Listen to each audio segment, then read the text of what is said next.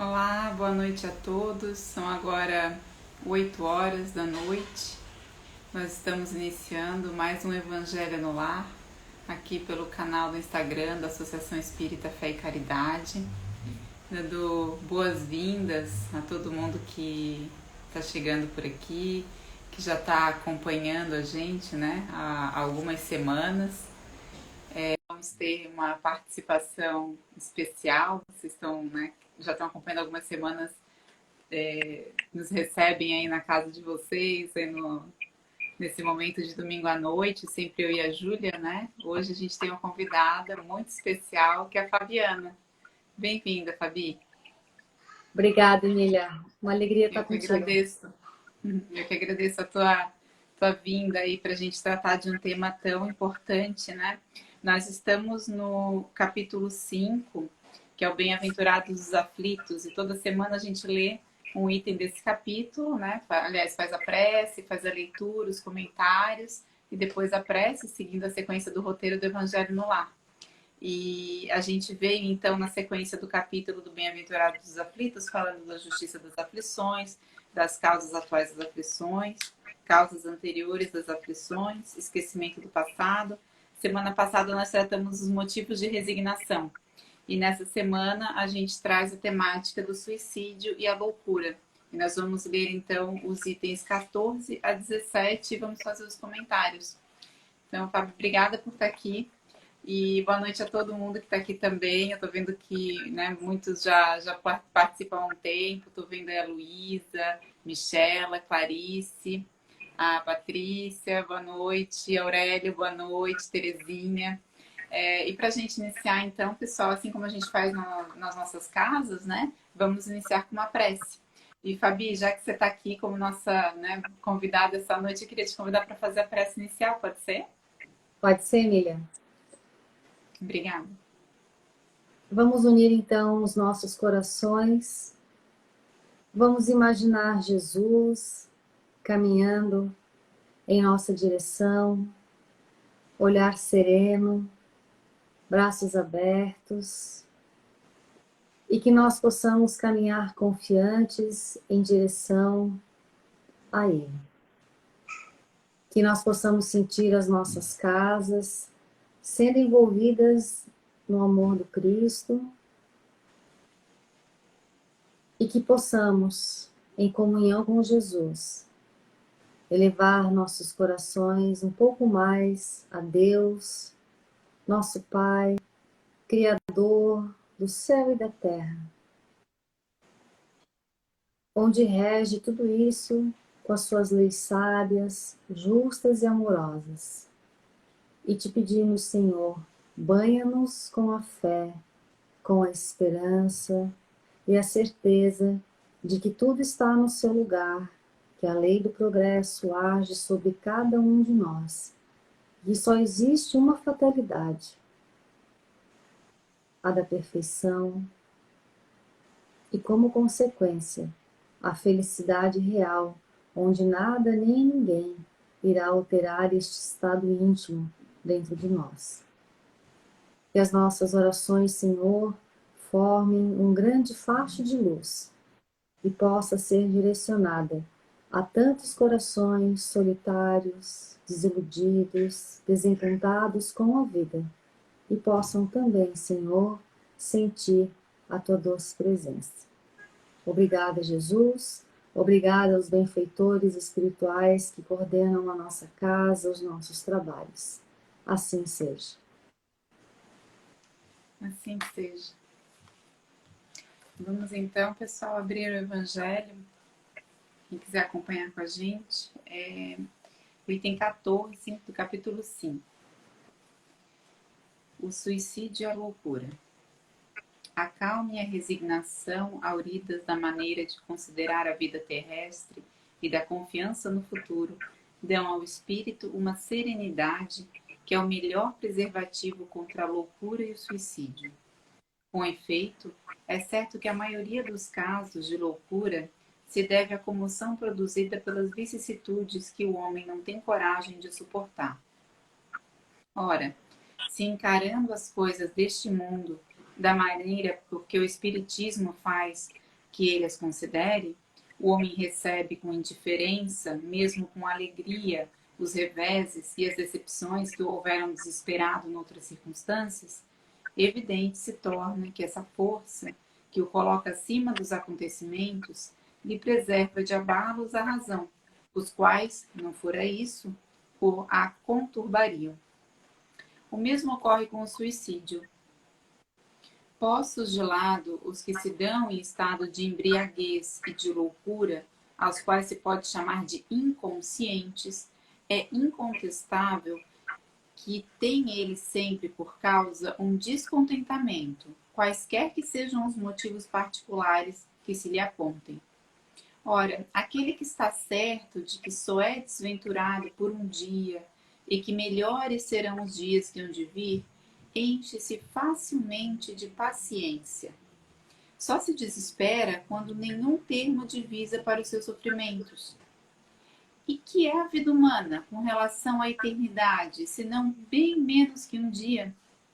Mas para o que não crê na eternidade e julga que com a vida tudo se acaba, se os infortúnios e as aflições o acabrunham unicamente na morte, vê uma solução para as suas amarguras.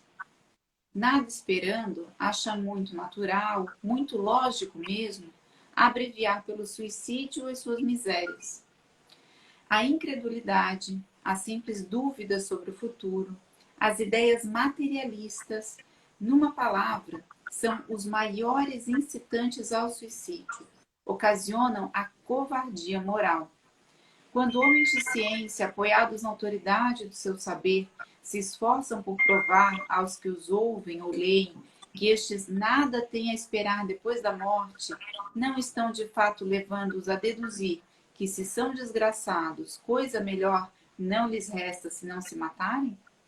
Que lhes poderiam dizer para desviá-los dessa consequência? Que compensação lhes podem oferecer?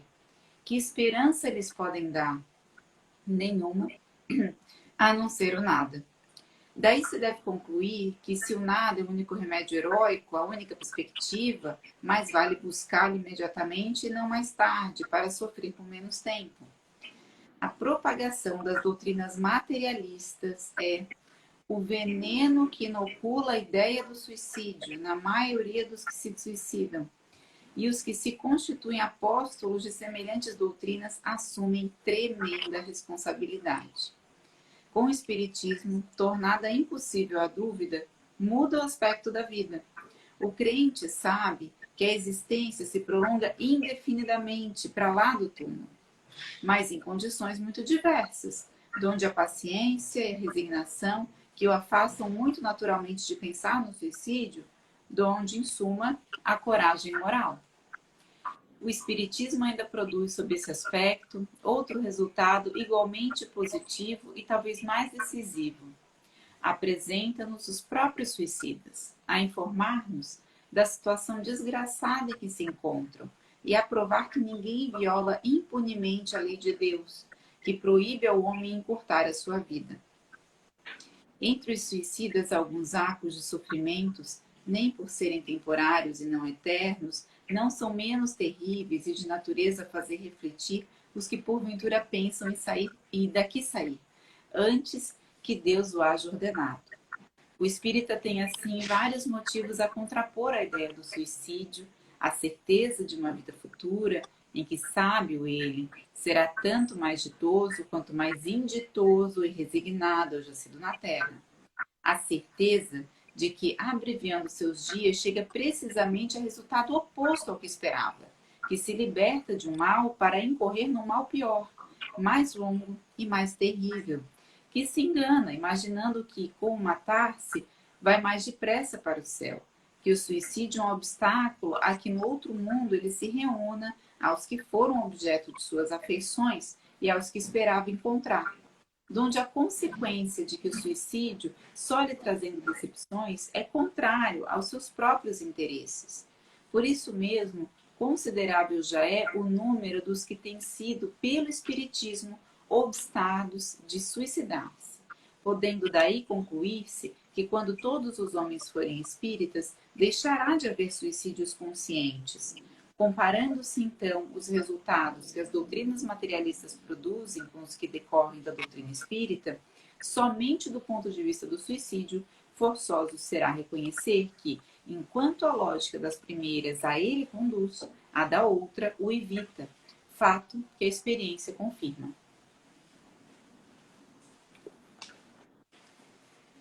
Então, gente, é um tema muito importante, né?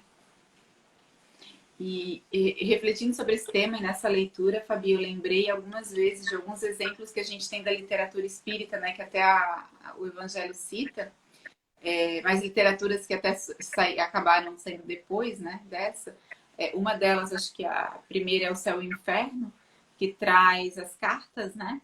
Dos espíritos em vários graus, que desencarnaram em diferentes estágios, né? Evolutivos e também emocionais.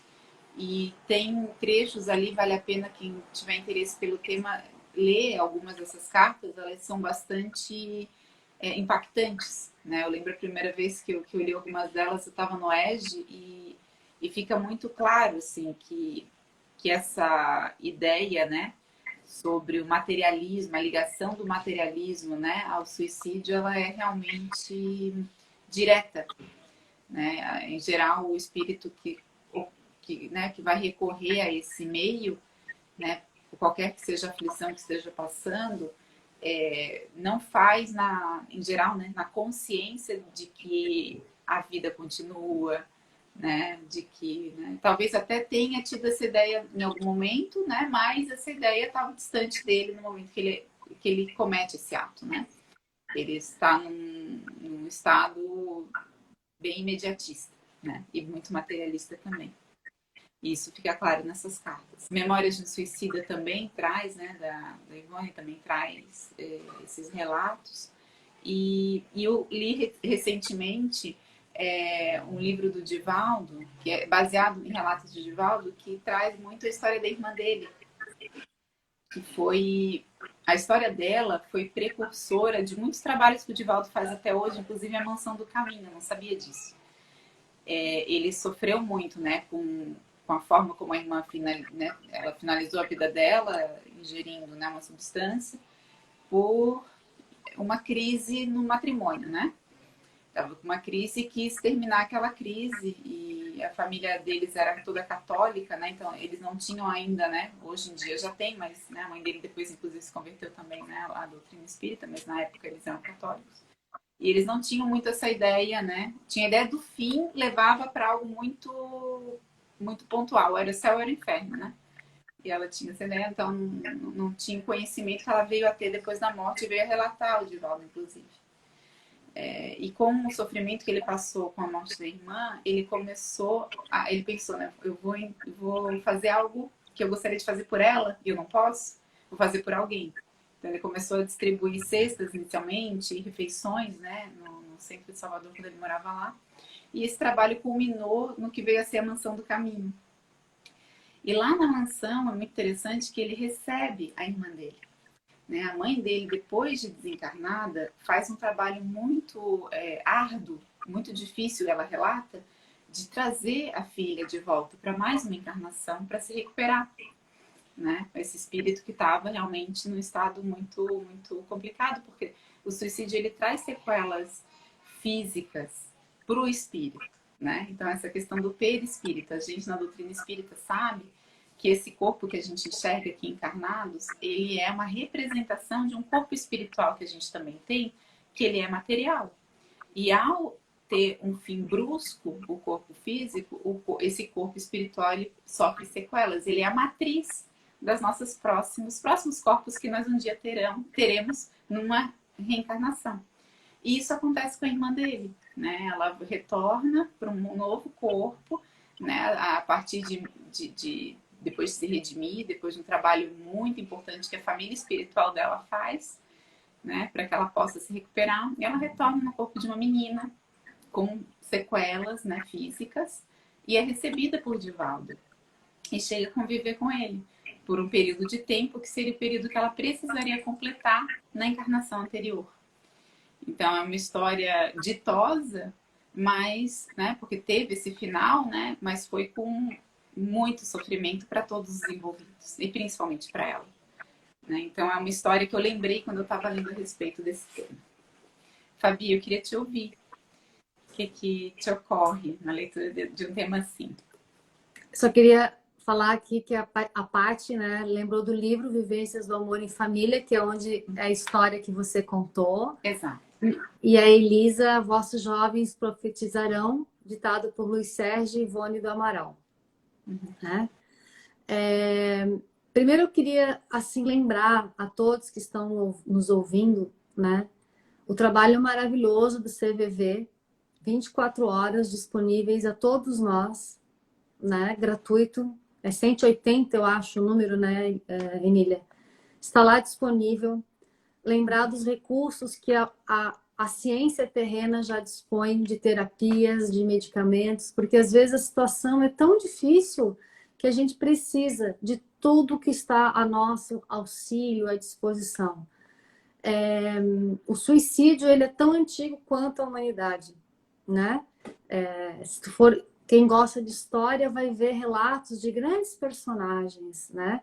Eu estava tentando lembrar alguns famosos, eu lembrei do Pôncio Pilatos, né? Que cometeu um suicídio, alguns imperadores romanos, vários personagens. Então ele está na nossa estrutura individual e coletiva. E o Espiritismo, ele veio para matar a morte, né? É o sol da imortalidade dentro de nós. E eu sempre lembro da passagem de Jesus, quando após a crucificação, Maria vai lá para chorar sobre o corpo do Cristo, e de repente ele ouve: mulher, por que choras? E ela não reconhece de imediato a voz. E ela se volta então e vê Jesus. Segundo Bezerra, né, no seu relato, quando ele fala em todo o seu esplendor, em toda a sua glória. E naquele momento fica registrado para a humanidade de todos os tempos a imortalidade. Jesus veio nos mostrar isso. Né? Como fala o jovem, hello, gente, a vida continua. Né? Então, é nos momentos difíceis que todos nós já passamos e vamos passar ainda, o momento é grave, é muito difícil. Eu estou vendo pessoas que estão conosco aqui, que a gente conhece mais, acompanha, problemas difíceis em vários setores da vida, né? Mas na doutrina espírita tem essa luz de Jesus. Vocês escolheram o capítulo 5 justamente porque fala bem-aventurados os aflitos. Né? Várias semanas esse capítulo, as bem-aventuranças, vai nos mostrar as causas dos nossos sofrimentos. E a doutrina espírita, segundo Emmanuel, é uma doutrina transformadora. E as bem-aventuranças nos dão os mecanismos de fazer essa transformação. E ele fala que o suicídio, né, e a loucura são desgostos da alma. Às vezes a gente acha que é desgosto decorrente de algo que uma pessoa fez para nós ou de algo externo que está acontecendo. Mas com a convite da doutrina espírita do autoconhecimento, sempre vai bater que o desgosto é algo dentro de nós. Propostas individuais, antes de retornarmos ao corpo físico, que não estamos conseguindo elaborar. Então vai nascendo esse desgosto. Mas veio os espíritos, os moradores deste mundo, dizer a vida continua. E como você lembrou, né, Emília? O céu e o inferno é uma obra básica, primeiro que a gente indica. Uma que particularmente eu estou sempre recorrendo, sempre voltando. E na parte do suicida não é uma história, são várias histórias. Várias linhas de raciocínio que fizeram a pessoa cometer o suicídio. E vem eles falar, e o que todos falam igual, o arrependimento de ver, a grande decepção do suicida, né? De que não acabou. O tormento, a separação, a angústia não acabou, aumentou ainda. Porque nós vamos contra uma lei natural, né? É a lei da conservação. E particularmente eu também gosto sempre de falar isso para mim mesmo. Está lá no Livro dos Espíritos, na lei de conservação. Deus nos deu tudo que tem aqui na Terra para a gente usufruir, gozar. Não é errado. Não é errado. Mas como dever, nós temos que ficar aqui. O corpo não nos pertence. Nós não podemos fazer, porque é um empréstimo. Por quê? é necessário para o nosso progresso estar aqui. E nós temos várias obras também, né, Emília?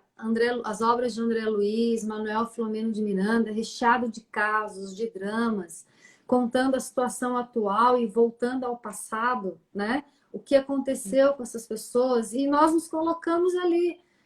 Eu me encaixo parte dessa história, não nessa história, mas todas as obras espíritas vêm trazer o quê? A imortalidade, a esperança. Eu não sei, Emília, desse texto todo me chamou a atenção uma palavra, né? A coragem moral.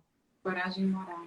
A gente tem que ter coragem para viver, mas sozinha a gente não consegue, não. Precisa de Jesus, né? E essa luz que a doutrina espírita projeta, né? Que a vida, essas coisas de agora são duras, são difíceis mesmo. A gente chora, a gente sempre lembra do Alberto Almeida, e a Sandra Lemos sempre gosta de citar nas palestras. A gente senta na cadeira da tristeza mesmo e vai chorar e vai querer não levantar. Mas vem a doutrina e fala também, vocês não estão sozinhos, né? Nós temos os nossos espíritos amigos, familiares, protetores, os amigos encarnados, né, Emília? Nós não podemos nos isolar. Quando ele fala aqui da loucura, a embriaguez, né, o suicídio inconsciente, hoje, né, com o advento das outras obras, a gente tem que falar dos processos obsessivos. Nós temos que estar mais atentos. Não estamos dizendo que os espíritos são culpados, né, das nossas escolhas, mas nós temos essa influência. Nós sofremos uma pandemia obsessiva. Eurípides Barçanufo, Bezerra de Menezes, Caimbá Schutel, vários espíritos espíritas que estão conosco no movimento espírita, apoiando a humanidade. E agora, o livro recente, né? Me ajuda, Emília, o lançamento agora do Manuel Filomeno de Miranda. No Rumo do Mundo de Regeneração. Recente, saíram do forno. Manuel, os espíritos vêm nos falar o porquê da pandemia, mas a pandemia é um efeito. E vem nos alertar que eles estão vindo nos ajudar, ouvindo as nossas orações e trabalhamos muito nos processos obsessivos, nas interferências individuais e coletivas, né? Evitando muitos suicídios. Então, por exemplo, a embriaguez, os vícios, a gente sabe que tem esse contexto dessa influência espiritual, que não é o acaso, criação nossa, escolhas, equívocos do passado. Particularmente quando a gente vai sabendo isso, vai dando essa coragem, vai abrindo os nossos olhos para que a gente vigie, caminhe com cautela, escolha melhor com quem a gente conversa, o que conversa, né? E assim, a vida não acaba aqui, é transitória, é muito bom viver aqui na Terra, mas não é passageiro. Então ele fala aqui, né? E tem no capítulo A Vida Futura, que eu acho que é o capítulo 2 do Evangelho, né? Que fala, gosto muito da vida futura e o ponto de vista. A gente se comporta como crianças, né?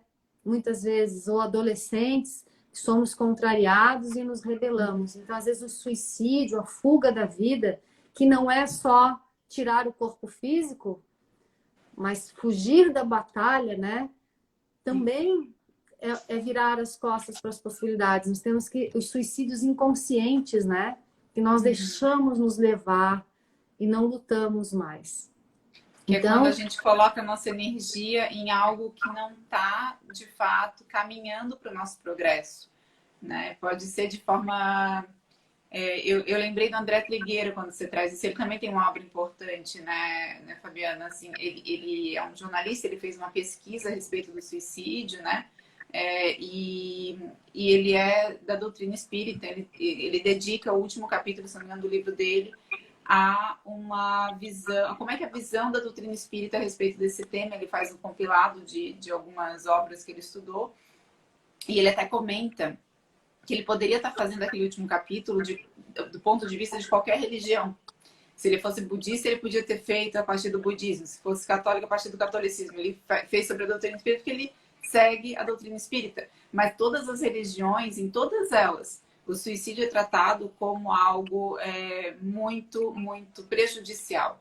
Né? Porque vai contra essa lei a lei de conservação, é uma lei natural, né? Vai contra. Então, Emmanuel, no Consolador, fala que gera um desequilíbrio tal, né, no nosso corpo espiritual. Mas a gente também aqui não estamos aqui para aprender. Deus permite até essas experiências, como o suicídio, para que fiquem as lições em nós, né? Nós que no momento talvez estejamos um pouco melhores, né? Estendamos a mão também para aquele que passa por dificuldade. As dores, as feridas do corpo a gente reconhece e muitas vezes tenta botar remédio.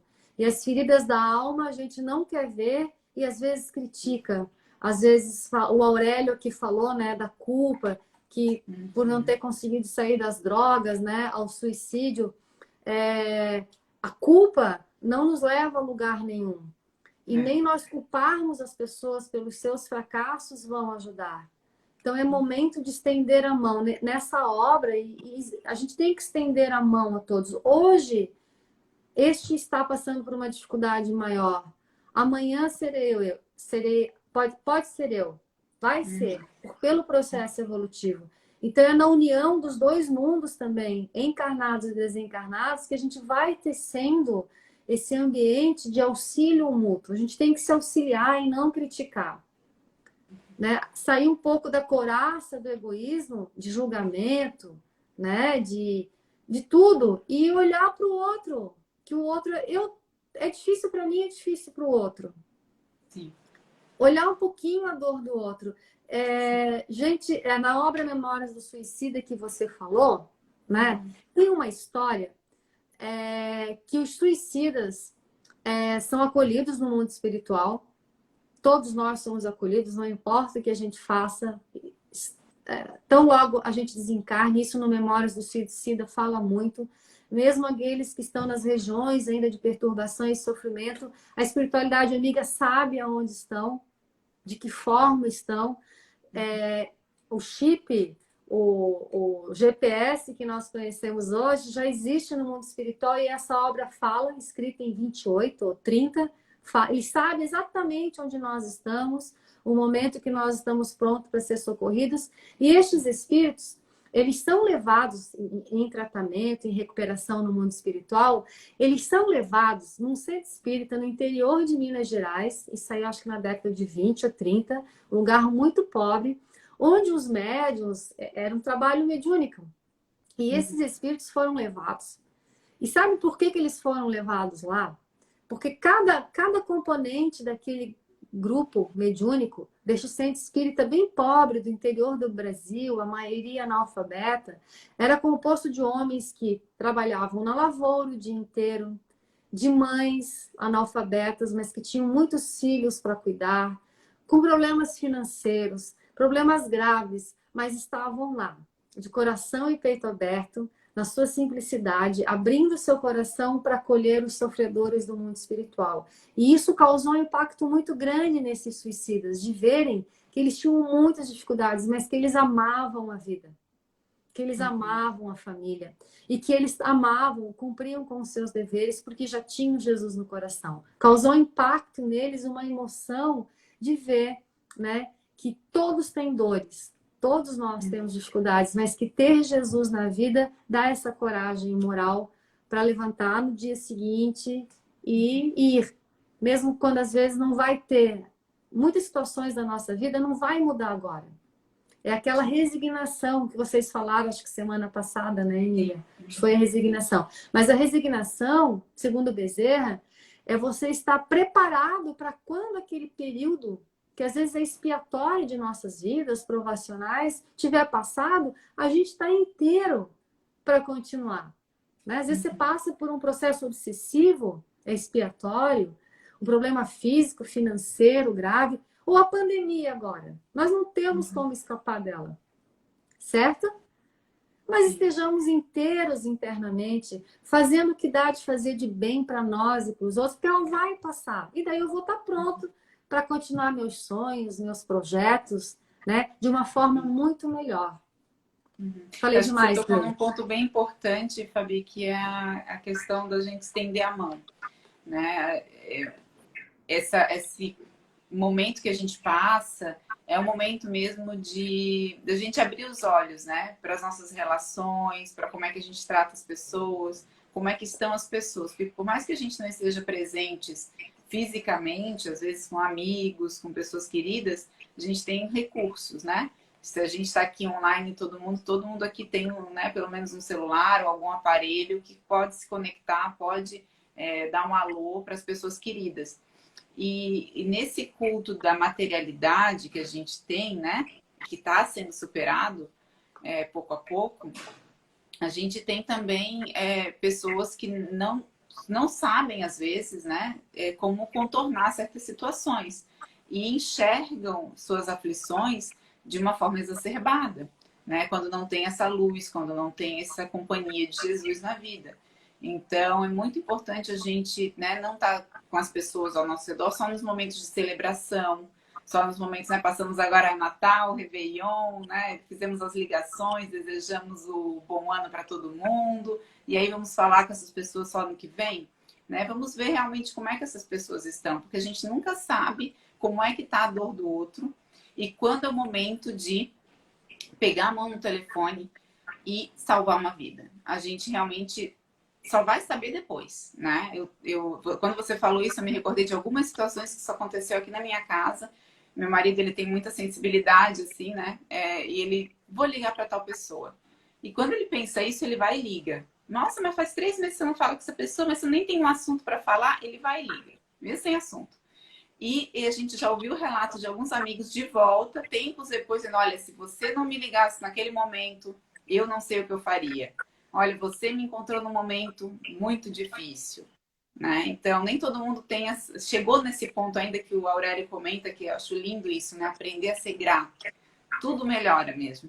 Mas as pessoas estão caminhando para chegar lá, né? Nem todo mundo chegou. Então, vamos ficar atentos ao nosso redor, porque às vezes, até as pessoas que estão aparentemente bem, né? A depressão é uma doença muito silenciosa, né? Então, às vezes, é bom a gente, né, pensar, fazer aquela prece, pensar nas pessoas ao nosso redor. A espiritualidade amiga também nos orienta. Olha só, que saudade que me deu de repente daquele amigo, daquela amiga. Dá uma Você ligadinha. falou a oração, né, Emília? É o recurso que a gente despreza porque ainda não acredita na nossa potencial e no que significa oração. E a doutrina espírita vem nos ensinar, nos mostrar. Amanhã, a doutrina à noite vai ser sobre a ação da prece. Pedi e obtereis, né? Então, amai-vos e instruí-vos, que essa instrução é esses recursos para a gente ir ter essa coragem moral, reconhecer a necessidade, como é bom ser grato à vida, mas nós estamos caminhando, né? E eu sempre nos momentos difíceis vem a frase de Jesus, né? Vinde a mim todos vós aflitos e sobrecarregados, que eu vos aliviarei. Então ele não vai tirar, né? Nós necessitamos dessas experiências dolorosas para sermos criaturas melhores, mais íntegras, mais inteiras, imagem e semelhança de Deus. Mas Jesus está conosco, né? E essas provas também para nós tirarmos essas escamas do materialismo que nós ainda possuímos. Mesmo nós espíritas, mesmo nós conhecedores da imortalidade, do intercâmbio com o mundo espiritual, até mesmo os médiuns, né? Que veem os espíritos, falam com ele, mas ainda temos muito materialismo dentro de nós. Por isso que baqueamos e vacilamos muitas vezes de muitas formas. É o caminho, é o processo, né? Mas não estamos sozinhos. A Emília, nós temos trabalho de atendimento fraterno na nossa casa, né? Que a gente está sempre divulgando. E às vezes um amigo, um conhecido, a gente passa, terceiriza. Eu vou ver se tem alguém na casa espírita fazer o atendimento fraterno. Tem, mas a gente pode fazer. Tem uma musiquinha espírita que eu não lembro agora, que a gente cantava para as crianças. Vem, vem experimentar, né? É um sorriso, é um bilhetinho amigo, é uma palavra sincera, como você estava falando. Gente, eu já estou contente com o WhatsApp. Eu já nem quero mais encontrar e abraçar os amigos. Quando um amigo me manda um WhatsApp de bom dia, sem ser aquele personalizado mesmo. Oi, Fábio, bom dia, né? A minha amiga Rose hoje não está aqui, mas a Rosemary faz isso todo dia comigo. Fábio, bom dia, o céu azul. Gente, é tão bom. E É como bom. ela tem feito isso comigo, eu falei, gente, eu posso fazer com outra pessoa, né? Então, gente, olha, são gestos simples, como diz a musiquinha, mas que fazem a diferença no outro.